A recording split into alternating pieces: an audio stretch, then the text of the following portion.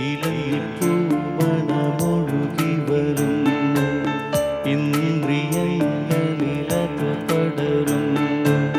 പകൽക്കിനാവിൻ പനിനീർ മഴയിൽ അന്നു നിൻമുഖം പകർന്ന ഗന്ധം. ഇലഞ്ഞിപ്പൂമണമൊഴുകി വരുന്നു, ഇന്ദ്രിയങ്ങളിലത് പടരുന്നു.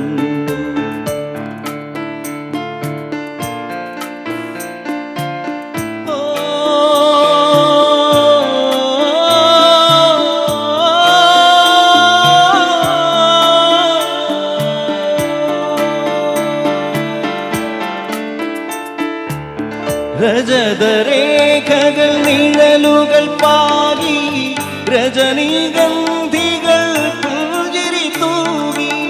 രജതരേഖകൾ നിഴലുകൾ പാകി, രജനീഗന്ധികൾ പുഞ്ചിരി തൂകി.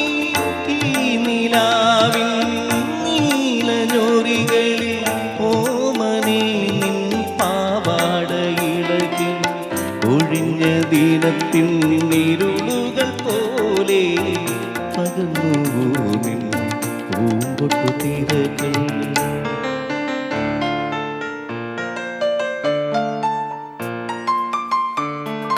പാലരുവി കരയിൽ പഞ്ചമി വിടരും പടവിൽ പറന്നു വരൂ വരൂ, പനിനീരുതിരും രാവിൽ കുരുവി കുരുവി. എല്ലാ മാന്യ പ്രേക്ഷകർക്കും സ്റ്റാർ റാങ്കിങ്ങിലേക്ക് ഹാർദമായ സ്വാഗതം. ഇന്ന് നമ്മളോടൊപ്പമുള്ള അതിഥികൾ രണ്ടുപേരാണ്. ഒന്ന് ഒരു താരപുത്രനും മറ്റൊന്ന് ഒരു സംവിധായക പുത്രനും. താരപുത്രൻ എന്ന് പറഞ്ഞാൽ മലയാളത്തിൽ ഒരു കാലത്ത് സൂപ്പർ സ്റ്റാറായിരുന്ന ഒരു വ്യക്തിയുടെ മകൻ. സംവിധായക പുത്രനും അതുപോലെ മലയാള സിനിമയിലെ സംവിധായക സൂപ്പർ സ്റ്റാർസിൽ ഒരാളാണ്. സംവിധായകൻ ശ്രീ ഭരതൻ, അദ്ദേഹത്തിന്റെ പുത്രൻ സിദ്ധാർത്ഥ്. സിദ്ധാർത്ഥും ഒപ്പം മലയാള സിനിമയിലെ കരുത്തുറ്റ നടന്മാരിൽ ഒരാളായ രാഘവന്റെ മകൻ ജിഷ്ണു ഈ വേദിയിലേക്ക് സ്വാഗതം ചെയ്യുന്നു. സിദ്ധാർത്ഥ് ആൻഡ് ജിഷ്ണു.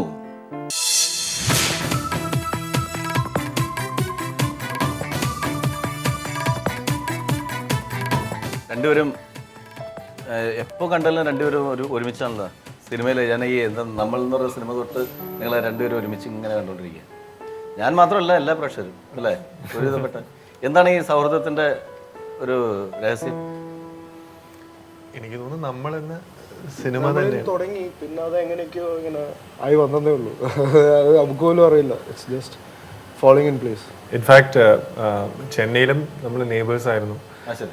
പിന്നെ ഓൾമോസ്റ്റ് ഏകദേശം എനിക്ക് തോന്നുന്നു അല്ലേ സ്കൂളിംഗ് മുതൽ ഇങ്ങനെ രണ്ടുപേരും അടുത്തടുത്താണ് താമസിച്ചിരുന്നത്. ഒരേ സ്കൂളിലാണ്. ഒരേ ക്ലാസ്സിൽ അല്ലല്ല, സീനിയർ ആയിരുന്നു. 7-8 കൊല്ലത്തിന്റെ സീനിയറിറ്റി. 7 കൊല്ലം സീനിയറാ? ചേട്ടനല്ലേ? ചേട്ടനാണ് ശരിക്കും. ആക്ച്വലി ചേട്ടാന്ന് വിളിക്കേണ്ട ആളല്ലേ? അതെ, പക്ഷെ പുള്ളി ആ ഇത് ആറ്റിറ്റ്യൂഡ് ഒന്നും ഇല്ല. പുള്ളി ഭയങ്കര ഈക്വൽ ആയിട്ടാണ് ബിഹേവ് ചെയ്യുന്നത്. ശരിയാണ്. ഇവൻ എന്തൊക്കെയോ പറയുന്നത് വിശ്വസിക്കോ? എന്നെ കണ്ട് 10 കൊല്ലം മൂത്തതാണ്. ഈക്വൽ അല്ലേ ഇപ്പൊ? 20 കൊല്ലത്തിന്റെ രണ്ടുപേരും പറഞ്ഞ തമ്മിൽ ഏകദേശം ഈക്വൽ ഒരു സാമ്യമായി.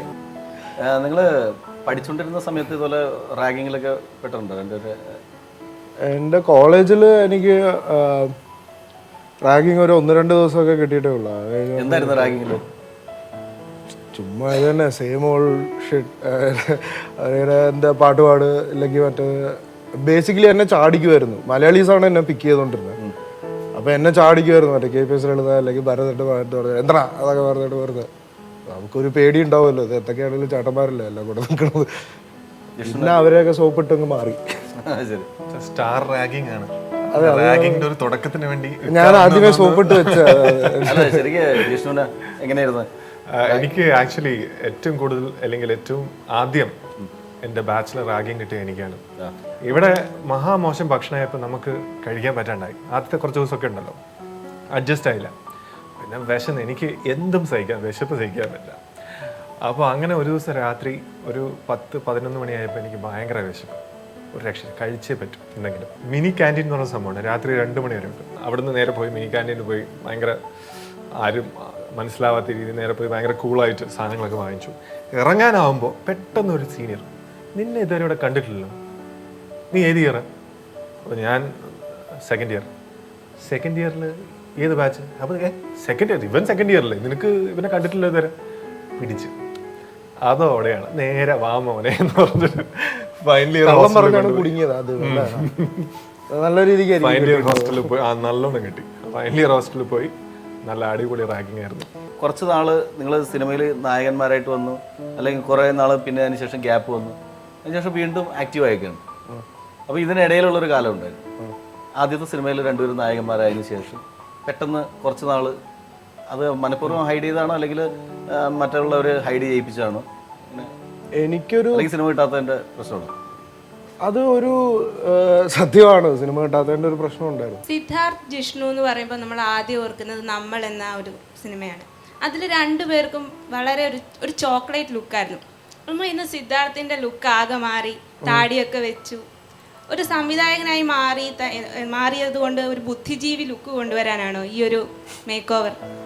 ഇല്ല, അന്ന് എനിക്ക് 19 വയസ്സ്, മീശയും താടിയൊന്നും കിളിച്ചിട്ടില്ല, അതുകൊണ്ടാണ്. ആഗ്രഹം ആഗ്രഹം ഉണ്ടായിരുന്നു, അത് വെച്ചോടെ കിളിച്ചപ്പോൾ അത് അങ്ങനെ വെച്ചു. ബേസിക്കലി ഷേവ് ചെയ്യാൻ മടിയാണ്, അതുകൊണ്ടാണ്. എൻ്റെ ചോദ്യം ജിഷ്ണുവിനോടാണ്. കോളേജിൽ വളരെ അടിച്ചു പൊളിച്ച് നടന്ന പെൺകുട്ടികളുടെ പുറകെ പാട്ടൊക്കെ പാടി ഒരു ഗായകനും കൂടെ ആണല്ലോ. ഗായകനാണ്? അല്ല, ഇത് നിങ്ങൾക്ക് തെറ്റിദ്ധാരണ ഉണ്ടായത്. ഇത് ആരാണ്? ഞാൻ പാടില്ല. ഞാൻ പാടിക്കഴിഞ്ഞാൽ പെണ്ണുങ്ങൾ ശരിയാണോ ഓടും, ആടി ഓടിപ്പോകും. ഓക്കെ, അപ്പോൾ ആ കോളേജ് ലൈഫിനെ കുറിച്ച് നമ്മളോട്. എൻ്റെ ഏറ്റവും നല്ല സമയം ഓഫ്കോഴ്സ് എല്ലാവർക്കും അങ്ങനെയാണ്, കോളേജ് ലൈഫാണ്. ഇൻഫാക്റ്റ് ഹോസ്റ്റലിലാണ് ഒരു 4 കൊല്ലം താമസിച്ചത്. അപ്പോൾ എല്ലാവരും ഇൻഫാക്റ്റ് ദ ഹോൾ കോളേജ് ഹോസ്റ്റലിലായിരുന്നു. അപ്പോൾ നമ്മൾ ശരിക്കും എൻജോയ് ചെയ്ത ഒരു സമയം തന്നെയാണ് കോളേജ് ലൈഫ്. എന്നെ ശരിക്കും പറഞ്ഞാൽ ഞാൻ ഭയങ്കര ഷൈ ആയിരുന്നു. അവിടുന്ന് മാറി കുറേയൊക്കെ ഇൻഫാക്റ്റ് പഠിത്തം വളരെ കുറവായിരുന്നു, കൂടുതലും എക്സ്ട്രാ കരിക്കുലർ ആക്ടിവിറ്റീസും എല്ലാം ഒക്കെ ആയിരുന്നു അതന്നെ. അപ്പോൾ എനിക്ക് തോന്നുന്നു ഞാനായി മാറിയ എൻ്റെ ഒരു പേഴ്സണാലിറ്റി എല്ലാം മാറിയത് കോളേജും പിന്നെ എൻ്റെ സുഹൃത്തുക്കളും ഒക്കെ തന്നെയാണ് കാരണം.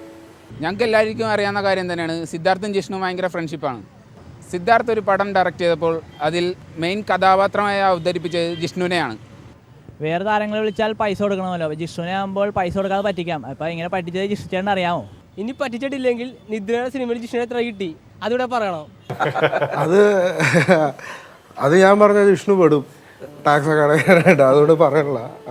പക്ഷെ അവനെ വിളിച്ച് ബേസിക്കലി പൈസ കൊടുക്കണ്ട എന്നുള്ളൊരു ഇതിന് മാത്രം അല്ല, ആ സമയത്തിന് എന്നെ ശരിക്കും സപ്പോർട്ട് ചെയ്യാൻ വന്നത് ജിഷ്ണുവാണ്. ഞാൻ ജിഷ്ണുവിൻ്റെ അടുത്ത് ഡിസ്കസ് ചെയ്ത് അങ്ങനെയാണ് ജിഷ്ണു ഇത് ഓൺ ബോർഡ് വരേണ്ടത്. പിന്നെയാണ് ജിഷ്ണുവിന് വേണ്ടിയിട്ട് നമ്മളത് ഡിസൈൻ കുറച്ച് ട്വീക്ക് ചെയ്ത് കുറച്ച് സാധനങ്ങൾ മാറ്റി. അപ്പോൾ അതിൻ്റെ ഒരു ഇതുണ്ടായിരുന്നു. ആക്സസിബിൾ ആയിരുന്നു Jishnu. At least as a friend I could call him up and I could talk to him, tell him that I wanted this. അല്ലേ? അത് മാത്രമല്ല, ഇൻഫാക്റ്റ് ഞാൻ സിനിമയിൽ നിന്ന് ഏകദേശം ഒരു 5 to 6 ഇയേഴ്സ് ആയി മാറി നിൽക്കുന്നത്. അപ്പോൾ ആ സമയത്ത് സിനിമയിൽ തിരിച്ചു വരാനുള്ള മേജർ കാരണം സിദ്ധാർത്ഥനും സുഗീതുമാണ്. അപ്പോൾ അവിടെ കാശ് എന്ന് പറഞ്ഞൊരു വിഷയമേ വരുന്നില്ല. കാരണം നമ്മളിപ്പോൾ ഒരു ആർട്ടിസ്റ്റ് എന്ന നിലയിൽ അല്ലേ, നമുക്കുണ്ടാവുന്ന ജോബ് സാറ്റിസ്ഫാക്ഷൻ എനിക്ക് തോന്നുന്നു എനിക്ക് ഭയങ്കരമായിട്ട് കിട്ടിയിട്ടുണ്ടായിരുന്നു. കാരണം ആദ്യമായിട്ടാണ് എൻ്റെ സുഹൃത്ത് എന്നെ ഡയറക്റ്റ് ചെയ്യുന്നത്. അതുവരെ എനിക്ക് ഭയങ്കര ടെൻഷനായിരുന്നു. വലിയ വലിയ സീനിയർ ഡയറക്ടേഴ്സിൻ്റെ കൂടെയാണ് ഞാൻ വർക്ക് ചെയ്തത്. അപ്പോൾ ആദ്യമായി ഭയങ്കര ഫ്രീഡത്തോടെ അധികാരത്തോടെ അഭിനയിക്കാനും ശരിക്കും പറഞ്ഞാൽ നമ്മുടെ സ്വന്തം സെറ്റ് പോലെ എനിക്ക്. സിദ്ധാർത്ഥ് എന്ന നടൻ ആദ്യമായി സംവിധാനം ചെയ്ത ചിത്രമാണ് നിദ്ര. അത് താങ്കളുടെ അച്ഛൻ്റെ തന്നെ ഒരു ചിത്രമായിരുന്നു. എന്തുകൊണ്ട് പ്രേക്ഷകർക്ക് ഒരു പുതിയ കഥ നൽകിയില്ല? കൂടാതെ ആ ചിത്രത്തിലെ നായകൻ താങ്കൾ തന്നെയായിരുന്നു. എന്തുകൊണ്ട് മലയാളത്തിലെ ഏറ്റവും അല്ലെങ്കിൽ മുൻപന്തിയിൽ നിൽക്കുന്ന ഒരു നടനെ കൊണ്ട് എന്തുകൊണ്ട് ആ ചിത്രം ചെയ്തില്ല? ഓക്കെ, 2 ചോദ്യങ്ങളുണ്ട് ഇതിൽ. എന്തുകൊണ്ട് ഞാനിത് റീമേക്ക് ചെയ്തു എന്നുള്ളതിൻ്റെ ആക്ച്വലി പഴയ നിദ്ര കണ്ടാലും എൻ്റെ പുതിയ നിദ്ര കണ്ടാലും ഞാൻ ഒരു പുതിയ സാധനം ചെയ്തിട്ടുണ്ട് അതിനകത്ത്, എൻ്റെതായിട്ടുള്ള ഒരു. ഇപ്പം ഞാൻ നിദ്ര എന്ന് പറഞ്ഞ് പേര് മാറ്റിയിട്ട് വേറൊരു പേരിട്ടിട്ട് ആ പടം ഞാൻ റിലീസ് ചെയ്തിരുന്നെങ്കിൽ ഇവിടെ ആരും അധികം അറിയാൻ പോണില്ല. രണ്ടാമത്തെ ചോദ്യം, മറ്റേ അതിൽ നായകനായിട്ട് വേറെ ആരെങ്കിലും? നായകനായിട്ട് വേറെ ആളെ കാസ്റ്റ് ചെയ്തിരുന്നതാണ്. ഇപ്പോൾ പുള്ളി പടങ്ങളൊക്കെ ചെയ്യുന്നുണ്ട്. പക്ഷെ ആ സമയത്ത് പുള്ളി റിഹേഴ്സൽ ക്യാമ്പിൽ വന്ന് പുള്ളിക്ക് അത് പുൾ ഔട്ട് ചെയ്യാൻ പറ്റണില്ലെന്ന് പുള്ളി പറഞ്ഞ് പുള്ളി അവിടുന്ന് ലൈക്ക് ടെക്നിക്കൽ ഇഷ്യൂസ് കാരണം എനിക്കത് സിദ്ധുവായിട്ടാ പറ്റില്ല എന്ന് പറഞ്ഞിട്ട് പുള്ളി പോയി. പുള്ളി പോയി കഴിയുമ്പോൾ ഞാൻ കഷ്ടപ്പെട്ട ഒരു 1.5 കൊല്ലം ശരിക്കും കഷ്ടപ്പെട്ടിട്ടാണ് ഞാൻ ആ പ്രോജക്റ്റിനെ അതുവരെ എത്തിച്ചത്. അതിന് ജിഷ്ണുവൊക്കെ സാക്ഷിയാണ്. ലൈക്ക് അപ്പോൾ അത്രയും ദൂരം കൊണ്ടുവന്നിട്ട് ഷൂട്ടിന് ഒരു 15 ദിവസം മുമ്പേ അതെൻ്റെ കയ്യിൽ നിന്ന് പോകാന്ന് പറയണത് എനിക്ക് ഐ കാൺട്ട് ഹാൻഡിൽ ഇറ്റ്. ഇത്രയും നാളിന് ശേഷം. ഹായ്, ഞാൻ ദൃശ്യ. ഞാൻ ലക്ഷ്മി. ഞങ്ങൾക്ക് ചോദ്യം ചോദിക്കാനുള്ളത് സിദ്ധാർത്ഥേട്ടനോടും ജിഷ്ണു ചേട്ടനോടുമാണ്. നിങ്ങൾ സിനിമാ രംഗത്തേക്ക് വന്നത് നമ്മൾ എന്ന് പറഞ്ഞ സിനിമയിലൂടെയാണ്. അതിൽ തന്നെ നമുക്ക് കാണാം ഒരു പ്രണയത്തിൻ്റെ സിനിമയാണത്. അപ്പോൾ നിങ്ങളുടെ ജീവിതത്തിൽ എന്തെല്ലാമാണ് ഈ പ്രണയവുമായി ബന്ധപ്പെട്ട് നടന്നിട്ടുള്ളത്? അത് നിങ്ങളെ ആരൊക്കെ പറ്റിച്ചിട്ടുണ്ട്, നിങ്ങൾ ആരെയൊക്കെ പ്രണയിച്ച് പറ്റിച്ചിട്ടുണ്ട്? ഇതാണ് ഞങ്ങൾക്ക് അറിയേണ്ടത്. അത് പറയൂ. ഇത്രയും നേരം എല്ലാ ചോദ്യത്തിലും ഉത്തരവ് പറഞ്ഞു, ഇതും പറ. ഇത് ബുദ്ധിജീവി ചോദ്യമല്ല, ഞാനെന്ത് ചെയ്യും? ഓക്കെ, ആരെങ്കിലൊക്കെ പ്രേമിച്ച് പറ്റിച്ചിട്ടുണ്ടോ? അല്ലെങ്കിൽ വേറെ ആരെങ്കിലും പ്രേമിച്ച് പറ്റിച്ചിട്ടുണ്ടോ? പ്രേമിക്കാന്നും പറഞ്ഞിട്ട് ഇല്ല, അങ്ങനെ ഒരു ഇൻസിഡൻസ് ഉണ്ടായിട്ടില്ല. രണ്ടുപേരും കല്യാണം കഴിഞ്ഞ് കല്യാണം കഴിഞ്ഞാണ്. അപ്പൊ പിന്നെ അത് പ്രേമത്തിലൂടെ അല്ലേ? രണ്ടും ലവ് മാരേജ് ആയിരുന്നു. ലവ് മാരേജ് ആയിരുന്നു. ഈ ആ മാരേജിന് ശരിക്ക് അതിന് മുമ്പുള്ള പ്രണയത്തെ കുറിച്ചാണ് ഈ പിള്ളേർ ചോദിച്ചത്. അതിനു മുമ്പ് കുറെ പ്രണയങ്ങൾ ഉണ്ടായിട്ടുണ്ടായിരുന്നു. കണ്ട പിന്നെ നിനക്ക് ഉണ്ടായിട്ടില്ല. കുറെ പ്രണയങ്ങൾ ഉണ്ടായിട്ടുണ്ടായിരുന്നു. ഈ രണ്ടുപേരും കൂടി ഒരാളെ പ്രേമിക്കായിരുന്നെങ്കിൽ ആ സിനിമയിലെ പോലെ മറ്റേ ഫിലിമിലെ ആ ഒരു സാധനം മാത്രം വർക്കൗട്ട് ആയിട്ടില്ല കേട്ടോ ഇതുവരെയ്ക്കും. ടേസ്റ്റ് ഡിഫറെന്റ് ആണ് രണ്ടുപേർക്കും. അതുകൊണ്ടായിരിക്കും മേ ബി ഇത്രയും കൊല്ലം ഫ്രണ്ട്ഷിപ്പ് നിൽക്കണത്. എൻ്റെ ചോദ്യം ജിഷ്ണുവിനോടാണ്. താങ്കളുടെ സുഹൃത്തായ സിദ്ധാർത്ഥ് ഒരു ഫിലിം ഡയറക്റ്റ് ചെയ്ത് കഴിഞ്ഞു. അപ്പോൾ എന്താണ് നിങ്ങൾ ഇതുവരെ ഡയറക്ഷൻ ഫീൽഡിലോട്ട് വരാത്തത്? I mean, why don't you direct A movie? തീർച്ചയായിട്ടും ആഗ്രഹമൊക്കെ ഉണ്ട്. പക്ഷേ സിദ്ധാർത്ഥൻ ഒരു പടം ഡയറക്റ്റ് ചെയ്ത് ഏകദേശം 6 to 7 years ഡയറക്ഷന് വേണ്ടി വർക്ക് ചെയ്തിട്ടാണ് സിദ്ധു ഡയറക്ഷനിൽ വന്നത്. ഇൻഫാക്ട് കുറേ ഹിന്ദി മൂവീസ്, ഇൻഫാക്ട് നമ്മൾ കണ്ട കുറേ ഹിന്ദി മൂവീസിൻ്റെ ഒക്കെ ഭാഗമായിട്ടുണ്ട് സിദ്ധു. അതേപോലെ തന്നെ വളരെ പെട്ടെന്ന് തന്നെ സിദ്ധുവിൻ്റെ അസിസ്റ്റൻ്റായിട്ടോ അല്ലെങ്കിൽ ആരുടെയെങ്കിലും അസിസ്റ്റൻ്റായിട്ടോ വർക്ക് ചെയ്യണമെന്ന് എനിക്ക് ആഗ്രഹമുണ്ട്. തീർച്ചയായിട്ടും എനിക്ക് ഡയറക്ഷൻ ചെയ്യണം. ഡയറക്ഷനെ കുറിച്ച് കുറച്ചും കൂടി പഠിക്കണം. പഠിച്ചിട്ട് എന്തായാലും ചെയ്യുന്നതായിരിക്കും. എൻ്റെ ഒരു സ്വപ്നമാണ്. ജിഷ്ണു വലത്തോട്ട് തിരിഞ്ഞാൽ നാലാമത്തെ വീട് എന്ന് പറഞ്ഞൊരു സിനിമയിൽ അഭിനയിച്ചിട്ടുണ്ട് പണ്ട്. ഓർമ്മയുണ്ടോ? ഓർമ്മയുണ്ട്. അതിനെ കുറിച്ച് എന്തെങ്കിലും? അതല്ല, ആ സിനിമയിൽ അവതരിപ്പിച്ച കഥാപാത്രത്തിന്റെ പേര് ഓർമ്മയുണ്ടോ? ഉണ്ടോ? ഇല്ല. നായകനല്ലായിരുന്നു അതില്? നമ്മളുടെ ഒരു ഈ ഷോയുടെ ഒരു അനുസരിച്ചിട്ട് നമ്മൾ ഈ വേദിയിൽ ഡയറക്ടർ എടുത്ത് സോറി ജസ്റ്റ് അതൊരു സോറി ഡയറക്ടർ എടുത്ത് പറഞ്ഞത്. സോറി ഡയറക്ടർ, ഞാനത് മറന്നുപോയി. ഇൻഫാക്ട് പലപ്പോഴും ഞാൻ ഇവന്റെ പേര് പോലും ഞാൻ മറക്കാറുണ്ടായിരുന്നു. കണ്ടാ എന്റെ പേര് എന്തിനാണ് താൻ ഓർത്ത് വെക്കണേ? പെട്ടുപോയിട്ടോ. മറ്റേ ആ സിനിമയിലെ കഥാപാത്രത്തിന്റെ പേര് അജി. ശരിയാണ്. നമ്മൾ എന്ന് പറയുന്ന ചിത്രമാണ് നിങ്ങളുടെ കരിയറിലെ ഏറ്റവും ശരിക്കും പറഞ്ഞ നിങ്ങൾ ജനിച്ചത്. നിങ്ങൾ 2 പേര് ഈ സിനിമ ഇൻഡസ്ട്രിയിൽ ഉണ്ടെന്ന് ഞാൻ പറഞ്ഞത്. ആ സിനിമ റിലീസ് ചെയ്ത വർഷം 2002 ആണെന്ന് തോന്നുന്നു. 2002.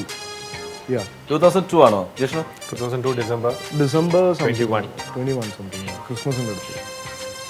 ഡിസംബർ 21st ആണോ? 20th. 20th അതല്ലേ സംതിങ്. December 20th. ഓക്കെ, 2002 അല്ലേ?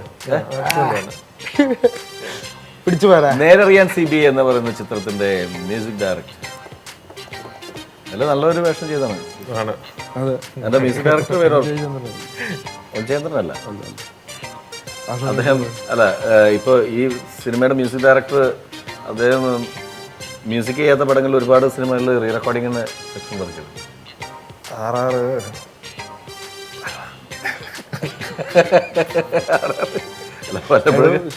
നമ്മള് ടെക്നീഷ്യൻ CBI RR ചെയ്തത്.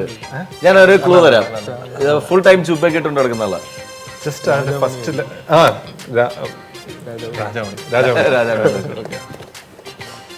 യൂത്ത് ഫെസ്റ്റിവൽ എന്ന ചിത്രത്തിന്റെ തിരക്കഥാകൃത്ത് VC അശോകൻ.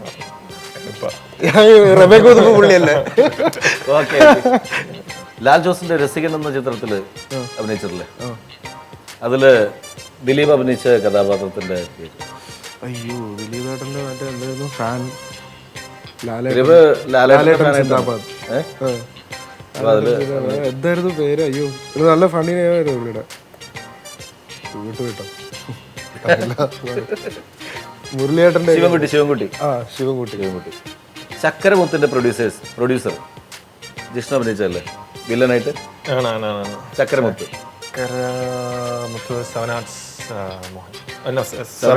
വിജയകുമാർ. വലിയ സുഹൃത്തല്ലേ? ഏറ്റവും അടുത്ത ഒരിക്കലല്ല, ഏറ്റവും ദൂരെ മാറ്റി നിർത്തണം. ഇതിന്റെ കഥാപാത്രത്തിന്റെ പേര് സിദ്ധാർത്ഥ് പറയരുത്, ജിഷ്ണു പറയണം. സിദ്ധാർത്ഥിന്റെ നിദ്ര എന്ന് പറഞ്ഞ സിനിമയില് സിദ്ധാർത്ഥിന്റെ കഥാപാത്രത്തിന്റെ പേരെന്തായിരുന്നു? സിദ്ധാർത്ഥന്റെ നിദ്ര പടത്തിലെ കഥാപാത്രം. ആ സിനിമയുടെ ആദ്യം തൊട്ടുണ്ടായിരുന്നു എന്നൊക്കെ സുഹൃത്ത് പറഞ്ഞു. ഡിസ്കഷൻ തൊട്ട് എനിക്ക് ഭയങ്കര ബ്ലാക്ക് ഔട്ട്. എനിക്ക് അല്ലെങ്കിൽ പേരൊന്നും ഓർമ്മയുണ്ടാവില്ല. ഡ്രസ്സിലും ബ്ലാക്ക് ഉണ്ടാവത്തില്ല, അറിയില്ല. അല്ല പറയണ്ട, അത് ഓർമ്മയുണ്ടെന്ന് നോക്കുക. ജസ്റ്റ് എന്റെ ക്യാരക്ടറിന്റെ പേര് വിശ്വജിത്ത്, ഇവന്റെ ക്യാരക്ടറിന്റെ പേര് വിശ്വൻ. ഇതാണ് സൗഹൃദം. ഇല്ല, ഓർമ്മയില്ല. ഓർമ്മയില്ല? സിദ്ധാർത്ഥത്തിന് ഓർമ്മയുണ്ടോ? പിന്നെ എനിക്ക് ഓർമ്മയില്ല. ഇവൻ എത്ര വർഷം എഴുതിയല്ലേ? രാജു. ഓർഡിനറി എന്ന ചിത്രം സുഗീതിന്റെ. സുഗീതാണ് വേറെ ഒരു ലൈഫ് എന്ന ആളെന്ന് പറയുന്നത്. സുഗീത് ആ പടത്തിന്റെ മ്യൂസിക് ഡയറക്ടറാണ്. നമ്മുടെ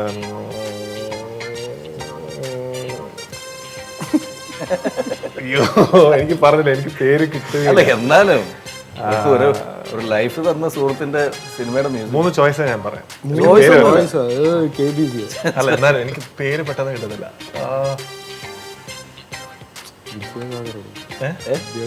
വിദ്യാസാഗർ കണ്ട, അതാണ് സുഹൃത്ത്. അഭിനയിച്ച ആളല്ലേ കൂട്ടുകാരനെ പറഞ്ഞത്. അതാണ് സുഹൃത്ത്.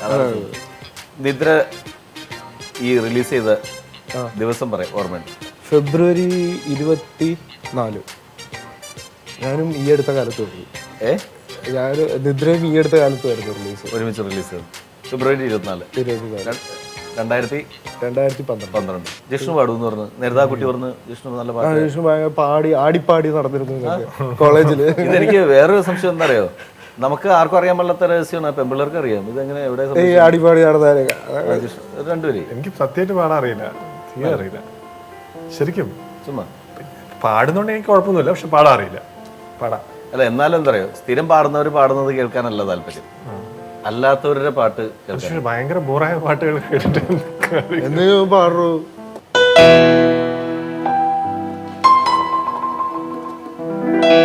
शायर तो नहीं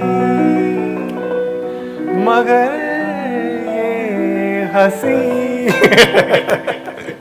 जब से देखा मैंने तुझको शायरी आ गई.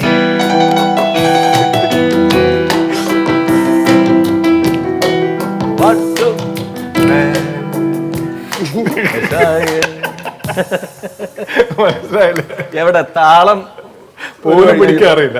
അല്ല താങ്ക് യു സോ മച്ച്.